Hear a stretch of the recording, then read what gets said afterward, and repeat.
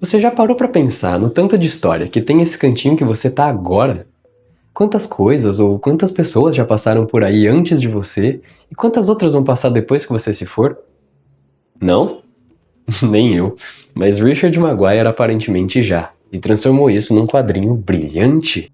Em 1989, na nona edição da lendária revista Raw, editada por Art Spiegelman, autor de Mouse e François Mouly, Richard Maguire trazia a ideia inicial do que viria a se tornar sua graphic novel, publicada em 2014 nos Estados Unidos. 6 quadros, 36 páginas e seu protagonista? Apenas o canto de uma sala. Esse nome e enredo, se é que dá pra gente chamar assim, podem soar um pouquinho familiar. Isso porque, mais recentemente, em 2024, a obra ganhou uma adaptação cinematográfica dirigida por Robert Zemeckis, estrelada por Tom Hanks e Robin Wright, que eu confesso que ainda não vi. Aqui, com o perdão do trocadilho, observamos Richard Maguire observar o canto dessa casa.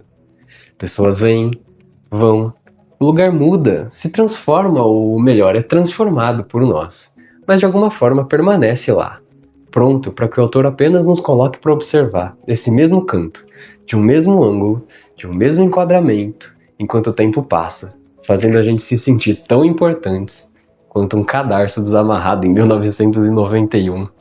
Genial, não é? Mas já vou logo adiantando, esse quadrinho pode não ser para qualquer um. Principalmente se você for o tipo de leitor que sente falta de um personagem a quem você possa se apegar e acompanhar o seu desenvolvimento ao longo de uma história. Ou até mesmo se você já está muito acostumado a uma narrativa mais linear, com começo, meio e fim, o que passa bem longe do que a gente vê aqui. Seu ritmo pode te deixar um pouquinho confuso, assim como eu fiquei em diversos momentos, principalmente porque é estranho perceber como um quadrinho quase mudo, exceto por um ou outro balão de falas inserido pelas páginas, como se nós tivéssemos sido jogados no meio de um monte de conversa cruzada sem contexto nenhum. O que é mais ou menos isso que acontece mesmo, pode parecer ter um ritmo tão truncado, como a narrativa dele não flui tão bem quanto esperado, e isso não é necessariamente uma coisa ruim. Afinal, nem toda boa história precisa de um enredo complexo, ou de personagens fixos e carismáticos para ser genial, não é?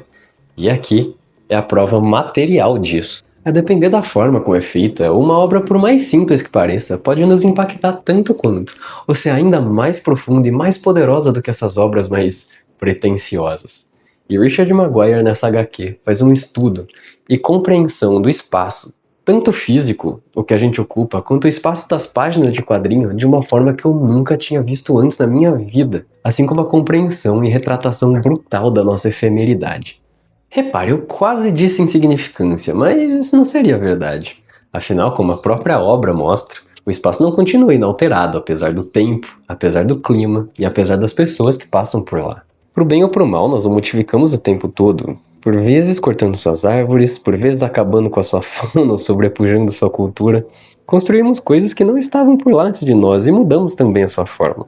Pintamos suas paredes, plantamos novas plantas, mudamos os móveis de lugar e com o passar do tempo mudam até mesmo as pessoas que vivem ou frequentam esse lugar, que apesar de tudo, permanece.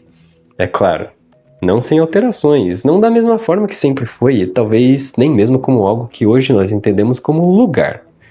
Mas de algum jeito permanece. E é por isso que eu digo, cara, uma vez que você entra em contato com esse quadrinho, é impossível passar ileso. Eu te desafio, cara, eu duvido você ler aqui e sair completamente indiferente, sem ficar em algum momento, nem que seja por um segundo sequer, olhando pro vazio e pensando, o que diabo será que já passou por aqui?